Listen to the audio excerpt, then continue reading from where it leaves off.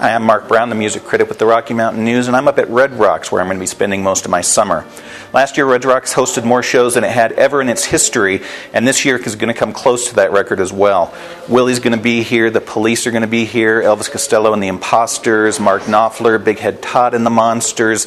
It's just sort of an endless summer this year up here at Red Rocks. Red Rocks is unique in that fans can come up here during the day and stand on the stage where Neil Young stood, where Stevie Ray Vaughan stood. Yet there's a lot of Red Rocks they don't see. One of it's this visitor center. This was built a few years ago. It's filled with old photos from the place. It's filled with footage of concerts taken from years ago. You can go to individual kiosks and pull up videos of people like Mark Knopfler performing, Sheryl Crow, Big Head Todd and the Monsters. They also have it on the big screen in the theaters. We thought this year we'd take you a little bit behind the scenes at Red Rocks. There's a lot backstage that is never seen by the general public.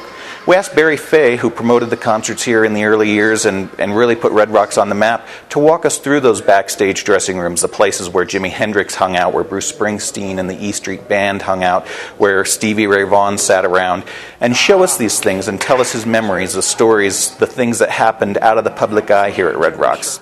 When I first got here, and I stepped on the stage in September of '68, and I looked up, and I saw that majesty, and it was beyond belief. And you never lose that feeling. I've done about 900 concerts in Red Rocks. During my reign of doing concerts, Red Rocks became a must-play for every band in the world. This was the real beginning of what came to be known as the Summer of Stars. It was 1976. You'll see there's a huge roster compared to the years before that. But rock and roll was back alive at Red Rocks. Bruce had an edict that he didn't play outdoors. And we always used to try and talk him into it, and we'd book the show, and he'd say no. So after about 3-4 years of that, we said, Bruce, it's not outdoors. It's indoors without a roof. And maybe for that or whatever, he got a kick out of that, and he played it. In 1983, actually, when U2 did the Under a Blood Red Sky film, it was like a mini Woodstock. Everything was wrong. The weather was terrible. It was cold, rainy, but it was a magic night.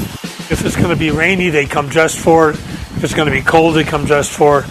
The Colorado crowds are just amazing. Barry Fey has since retired from concert promoting after doing hundreds and hundreds of shows up here at Red Rocks that really helped put it on the map.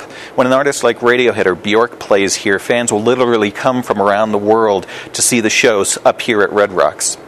His legacy lives on in the Denver concert scene, too. We've got hundreds of shows coming to town this year. You can read a complete roundup of them in the Rocky Mountain News, and you can also read an interview with Roger Waters of Pink Floyd, who's bringing his show to town this week as well. For RockyMountainNews.com, I'm Mark Brown.